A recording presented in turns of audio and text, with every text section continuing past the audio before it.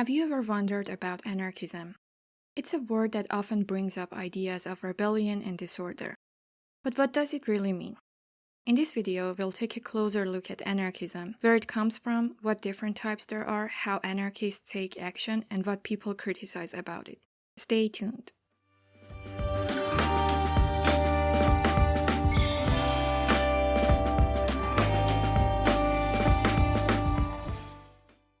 Anarchism is a broad concept seen today in various spheres ranging from philosophy and politics to art. The word anarchism has a Greek root.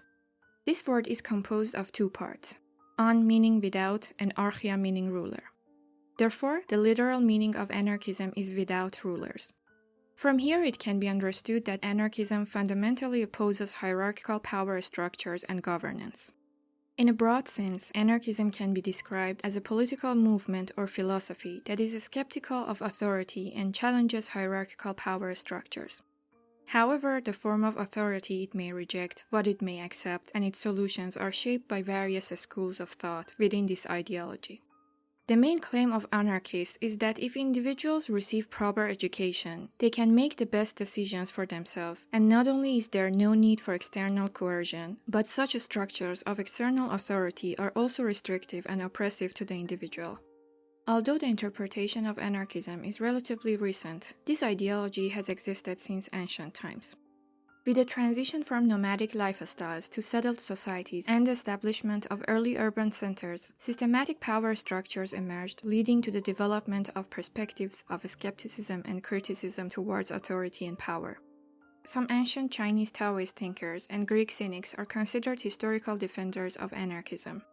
However, until the early 19th century, anarchism was mostly considered equivalent to chaos and lawlessness, and it was more used as an accusation against rivals. However, under the influence of the French Revolution, anarchism gradually gained attention as an independent philosophy with a clear framework. From the beginning, two major approaches existed within anarchism: individualist anarchism and social anarchism. As their titles suggest, individualist anarchists emphasize the individual and their will against external factors such as the state, society, and tradition. In contrast, socialists believe in the interconnection between individual freedoms and social life. In other words, from the perspective of socialist anarchists, society and social equality are complementary to individual autonomy and freedom. The initial waves of anarchism were heavily influenced by socialism. Even in the mid-19th century, in the International Working Men's Association, which later became known as the First International, anarchism was presented as a rival to Marxism. However, the Marxist faction proved more successful and became the mainstream socialist movement. Yet, from that time until today, although, for example, individualist anarchism is heavily influenced by libertarianism as a right-wing ideology, overall, anarchism has more of a socialist flavor and is considered more of a far-left ideology. If you have watched the political left and right video on this channel, you might wonder why we said that as we move towards the left side of the political spectrum, we will witness larger governments, and as we move towards the right, governments will become more minimal. But now we say that anarchism, which advocates for eliminating governments, is considered far left. However, if you have watched the socialism video, you will understand this to some extent. Firstly, large governments in socialism, according to the theoretical foundations of communism, are a temporary stage to reach the desired statelessness. Secondly, this is one of the interesting points about the two rival intellectual movements in political science. Although liberalism and socialism are defined against each other at the theoretical level, in a way, the ultimate and radical solution for both ends of the spectrum is reaching a stateless situation, and in a way, it is anarchism. Anarchism gained popularity as a punk and hippie counterculture from the mid-20th century onwards and also received attention in other fields such as art. Although anarchism has found its place in literature in the 19th century, gradually its footprints was also seen in visual arts and music. From this period onwards, anarchism continued its existence more as anti-war, anti-capitalism, and anti-globalization movements, and it still exists today. Different types of anarchism exist, and here we attempt to briefly touch upon some of them. Market anarchism. As the name suggests, this idea belongs to individualist anarchism, wherein there is complete trust in the workings of the free market but significant skepticism towards the government. Therefore, market or free market anarchists advocate for the abolition of the state institution and argue that society will function based on voluntary citizen participation in market processes. Collectivist anarchism. Collectivist anarchism may be the first fusion of socialist and anarchist thought. It aims to simultaneously eliminate state and private ownership, replacing private ownership of the means of production and management with collective ownership by workers and producers. This idea was considered the main rival theory within socialism. Anarcho-Communism. Some attempted to combine collectivist anarchism with communism, giving birth to Anarcho-Communism or anarchist communism. This ideology continues the principles of collectivist anarchism but goes further by proposing a society without any forms of ownership. In practice, it advocates for the implementation of the famous slogan, "From each according to his ability, to each according to his need." Anarcho-Syndicalism.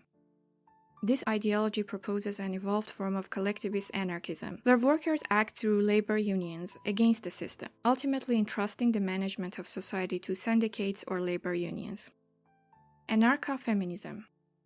Advocates of this ideology believe that not only the state, but the entire society is based on a hierarchical patriarchal system that is irredeemable and must be abolished from its roots. Green anarchism. This ideology is heavily influenced by environmental issues and goes beyond criticism of hierarchical power systems, even extending criticism to human societies. Green anarchists critique structures that dominate nature and animals. Therefore, green anarchists seek to build a society where there is no hierarchical structure, even between humans and the environment. Now let's briefly discuss the methods of action and tactics of anarchists. Historically, anarchists have believed in practical actions such as strikes and street presence. On the other hand, since anarchists are against the structures, naturally they do not recognize the monopoly on violence, which is also a definition of the state. The use of violence itself ranges from destruction of public property and confrontation with the police to armed uprisings. Even some anarchist groups have used terrorism as a tool to convey their message, and instances of assassinations of rulers by anarchists were common, especially in the late 19th century and early 20th centuries. However, gradually, nonviolent anarchist groups have also emerged in the world. These groups are more focused on raising awareness and educating society. However, they still use practical actions such as street demonstrations and strikes, but they believe that violence should not be resorted to in this path. Today, anarchists generally refrain from violence as they did in the past, but still, especially in the face of police crackdowns, under demonstrations and street presence, they resist and sometimes conflict arises. Now it's time to talk a little about criticism of anarchism. The first and most important criticism of anarchism is that this ideology is not realistic. On the one hand, human experience has shown that proper regulation of relations between humans requires an external authority, and on the other hand, the possibility of eliminating all forms of the power hierarchy does not exist in reality. Another criticism is the association of anarchism with violence. This criticism is more than anything else due to the historical experience of anarchist movements, which have generally been entangled with violence. Nonviolent anarchist groups indeed exist, but many intellectuals argue that philosophically, within anarchism, due to the rejection of state violence, resorting to violence is considered legitimate. It was a brief overview of anarchism. If you found this content informative, please like it and subscribe to our channel. We'd love to hear from you, so feel free to share your thoughts, comments, and ideas for future topics in the comment section. Thank you for joining, and we look forward to seeing you in the next video.